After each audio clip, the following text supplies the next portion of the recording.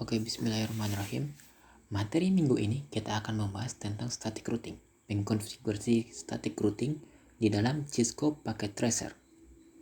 Sebelum kita masuk ke materi Cisco Packet Tracer itu, kita mereview dulu materi dari minggu sebelumnya. Jadi, kesimpulan dari materi minggu sebelumnya, static routing itu adalah pengkonfigurasi jaringan secara manual yang mengidentifikasi sebuah spesifikasi router, bagaimana router itu akan terhubung ke poin tertentu, ke tujuan tertentu menggunakan jalur-jalur tertentu yang kita akan konfigurasi secara manual. Ingat, kita di sini routernya kita akan konfigurasi secara manual. Oke, sekarang kita buka Cisco Packet Tracer yang kita telah buat di pertemuan-pertemuan sebelumnya. Di pertemuan sebelumnya, kita membuat sebuah jaringan, sebuah topologi jaringan menggunakan 4 buah PC, 2 buah switch, dan 1 buah router. Tetapi bedanya di static routing ini kita akan membuat 2 buah router nantinya. Jadi kita delete dulu kabel ini, kemudian tambahkan 1 buah router. Kemudian dari PT router ini kita menghubungkan switch ke router tersebut. Masih ingat kan caranya? Tarik kabel straight drop dari switch fast ethernet 2/1 ke fast ethernet 0/0. Oke, nanti jaringan ini yang akan kita konfigurasi secara static routing. Oke, pertama kita akan mereview dulu IP dari PC dan switch ini. Pertama, PC0 ini memiliki IP address 192.168.1.1/24. PC1 yaitu 192.168.1.2/24 dalam jaringan 192.168.1.0. Kemudian PC2 memiliki IP 192.168.2.1/24. Kemudian PC3 memiliki IP address 192.168.2.2/24 dengan network ID-nya yaitu 192.168.2.0. Saya harap adik-adik semua telah paham betul bagaimana menghubungkan sebuah router dengan sebuah komputer dalam network address yang sama. Menghubungkan sebuah router, di sini masih banyak yang keliru, menghubungkan sebuah router dengan sebuah PC, PC tersebut harus memiliki default gateway yang sama dengan IP dari router yang terhubung dengan PC tersebut. Untuk mengecek alamat IP dari router, caranya masuk ke CLI dalam router tersebut, kemudian masuk ke privilege exec mode dengan ketikan enable, kemudian ketikan show IP interface brief. Kita lihat yang terhubung ke fast ethernet 0/0 yaitu IP address 192.168.2.254 yang akan sama dengan default gateway dari PC network address 192.168.2.0. Kemudian kita lakukan uji koneksi dari router 0 ini ke PC2 dan PC3. Caranya ping ke komputer tujuan. IP komputer 2 ini yaitu 192.168.2.1. Enter. Sini sukses terkirim 100%, jadi sukses. Kemudian uji koneksi ke komputer 3. Ping 192.168.2.2. Kita lihat. Oke, sukses. Kemudian kita lakukan uji koneksi dari PC ke PCE. dari PC2 ke PC3. Caranya, masuk ke command prompt, ketikkan ping 192.168.2.2 karena IP dari PC3. Kita lihat, ya, bisa terkirim, fantastik. Kemudian kita uji koneksi dari PC0 ke PC1. Caranya masuk ke desktop, command prompt, ketikkan ping 192.168.1.1, ini enter. Lihat, ini juga dapat terhubung dengan baik. Oke, dari uji koneksi tersebut kita dapat memastikan topologi yang kita bangun ini sudah dapat bekerja dengan baik, sudah dapat terhubung antara komputer satu dengan komputer yang lainnya. Oke, selanjutnya kita akan menghubungkan kedua router ini.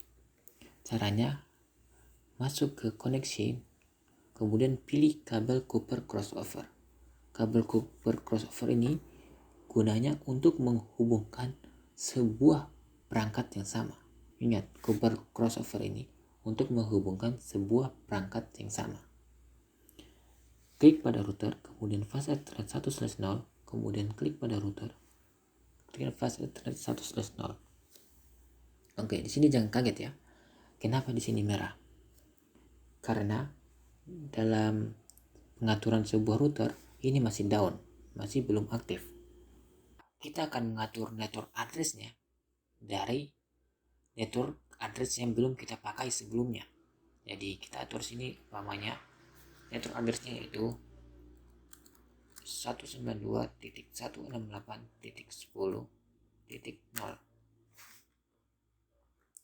Jadi umpamanya router 1 ini memiliki IP address 192.168.10.1 dan router 0 ini memiliki IP address 192.168.10.2. Oke, langsung saja kita mengatur IP address dari router-router ini. Pertama, masuk ke router 1, ke global configures mode. Caranya pertama enable, kemudian configure terminal,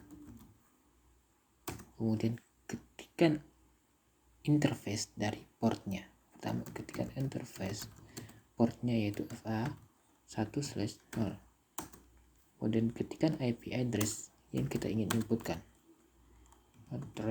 IP address nya yaitu, karena network address-nya 192.168.10.0, maka IP address-nya harus dalam network address yang sama, itu 192.168.10.1.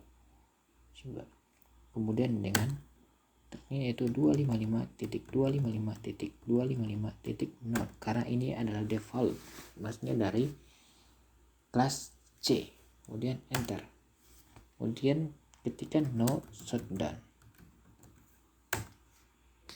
Kemudian kita mengatur untuk router komputer 0 dengan cara masuk ke router, kemudian ketikkan configure terminal untuk masuk ke global configures mode, kemudian masuk ke port interface-nya yaitu port interface 1/0, kemudian ketikkan IP address yang ingin diinputkan. Address, ingat harus dalam satu network address yang sama, 192.168.10.2 dengan subnet mask default dari kelas C yaitu 255.255.255.0. Enter. Jangan lupa untuk tidak mematikannya dengan perintah no shutdown. Selanjutnya kita mengecek alamat IP dari kedua router ini, yang kita telah atur. Pertama klik pada routernya, kemudian kita masuk ke prefix exec mode dengan cara ketikkan perintah enable. Ingat, prefix exec mode itu ditandai dengan router tanda crash atau tanda pagar. Kemudian kita ketikkan perintah show IP interface brief, show IP interface brief, kemudian enter. Sini kita lihat, untuk interface Fast Ethernet 1/0 memiliki IP address 192.168.10.1 dengan metode statusnya yaitu manual up. Kemudian kita cek lagi untuk router 0-nya. Ketikkan pada router, masuk ke privilege exec mode dengan cara ketikkan perintah enable, kemudian show IP interface brief, dan enter. Ini kita lihat untuk interface Fast Ethernet 1/0 kita mengatur IP addressnya secara manual yaitu 192.168.10.2 dengan status manual up. Kemudian kita lakukan uji koneksi untuk dapat menentukan apakah router ini sudah dapat terhubung dengan baik. Caranya ping ke router 1 itu 192.168.10.1 sebagai IP dari router 1. Kemudian enter. Kita tunggu. Nah, di sini sudah terlihat sukses. Nah, di sini kita sudah dapat mengetahui bahwa antar PC dalam sebuah network RDS yang sama sudah dapat terhubung dengan baik dari uji coba koneksi sebelumnya. Di uji coba koneksi sebelumnya, antar router ini juga sudah dapat terhubung dengan baik. Kemudian kita akan uji koneksi antar PC dengan network address yang berbeda.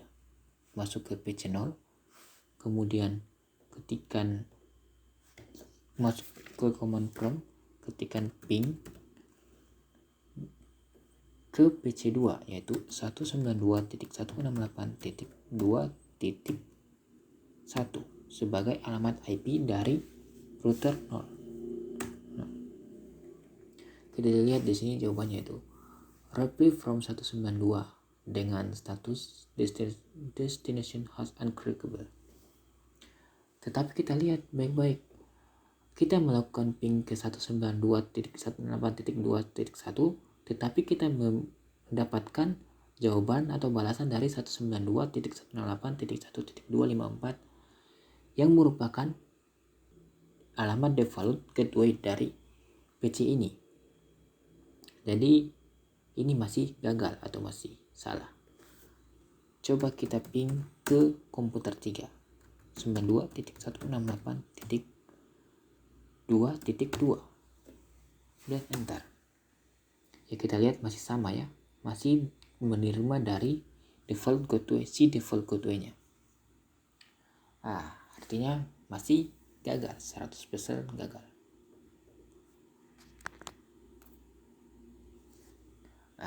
Sini saya akan menjelaskan. Artinya sebuah router itu atau setiap router akan melakukan routing dengan memperhatikan sebuah tabel yang dikenal dengan nama routing table. Nah, berikut saya akan mendemonstrasikan. Oke, caranya kita lihat dulu pada router sebelah kiri ini. Untuk melihat sebuah tabel routing, kita perlu masuk terlebih dulu ke privilege exec mode dengan cara mengetikkan enable. Lalu ketikkan perintah show IP route. Nah, di sini kita lihat dua IP. Yang pertama yaitu 192.168.1.0/24 dan yang kedua yaitu 192.168.10.0/24. Kedua IP ini merupakan IP dari network address yang terhubung dengan router ini. Dan kita lihat labelnya yaitu label C, yang artinya routernya mengenali kedua IP ini sebagai directly connected, yang artinya router ini terhubung karena interface-nya berada pada network tersebut. Selanjutnya untuk router yang sebelah kanan, masuk ke CLI, enter, kemudian enable, kemudian show IP route untuk melihat tabel routingnya. Nah, ini sama. Router ini hanya mengenali port interface 192 dengan network address 2.0 sebagai network address yang di bawah ini dan network address 10.0 sebagai network address yang sebelah kiri ini. Jadi router ini belum dapat terhubung dengan network address 1.0 atau 192.168.10. Begitu juga dengan router yang sebelah kiri. Ini cuma dapat terhubung dengan yang di bawahnya dan sebelah kanan ini, tetapi tidak dapat terhubung dengan network address 192.168.2.0. Jadi router ini hanya dapat mengirimkan paket data dari network address yang memang sudah ia pahami. Artinya untuk router yang sebelah kanan ini hanya dapat mengirimkan atau meneruskan paket data ke network address 2.0 atau 10.0. Sedangkan ia tidak mampu mengirimkan ke network address 1.0 karena network address ini belum ia kenali. Nah, langkah selanjutnya kita akan mengatasi problem masalah ini dengan cara static routing. Pada static routing, kita akan memperkenalkan network address pada topologi jaringan kita agar dapat dikenali oleh router. Ini dilakukan dengan menambahkan informasi dari network address tersebut ke dalam routing table. Nah, kita uji coba dulu di router yang sebelah kiri ini. Pertama kita masuk ke Prefix Exit Mode dengan cara ketikkan enable. Kemudian kita cek dulu IP-nya dengan perintah show IP route. Nah, di sini network address yang dapat terhubung ke router ini yaitu 192.168.1.0 dan 192.168.10.0. Di sini kita akan menambahkan IP route-nya dengan cara static routing. Kita masuk ke global configure mode dengan mengetikkan configure terminal. Kemudian ketikkan IP route, lalu diikuti dengan network address yang kita tambahkan, yaitu network address dari router yang sebelah kanan, yaitu 192.168.2.0.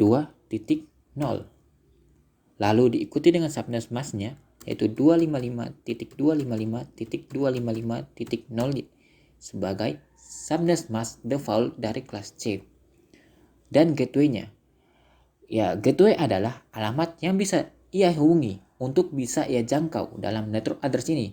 Dalam kasus ini, ya router di sebelah kiri agar dapat terkoneksi dengan router yang sebelah kanan. Ia harus menyambungkan ke router 1, maka gateway-nya adalah 192.168.10.2. Kemudian enter. Jika sudah ditambahkan, kita perlu mengeceknya lagi dengan perintah show IP pada prefix exit mode. Pertama kita exit terlebih dahulu. Kemudian ketikkan perintah show IP route dan enter. Nah, di sini terlihat router dengan label S yang artinya koneksinya dihubungkan dengan static dengan network address-nya yaitu 192.168.2.0/24 yang akan terhubung dengan gateway 192.168.10.2. Selanjutnya, kita akan menambahkan IP route di router yang sebelah kanan dengan cara masuk ke global configure mode dengan ketikkan configure terminal, lalu ketikkan IP route diikuti dengan network address yang ditambahkan yaitu 192.168.1.0 diikuti dengan subnet mask-nya yaitu 255.255.255.0 sebagai IP dari kelas C. Kemudian ditambahkan dengan gateway-nya. Gateway-nya ini yaitu IP dari router yang sebelah kiri yaitu 192.168.10.1. Kemudian enter. kemudian exit, dan kita cek lagi IP-nya dengan cara masuk ke prefix exit mode, kemudian ketikkan show IP route. Nah, di sini sudah ditambahkan dengan 192.168.1.0/24 dengan via gateway-nya yaitu 192.168.10.1. Nah, setelah dari ini kita melakukan uji koneksi antara network address yang berbeda.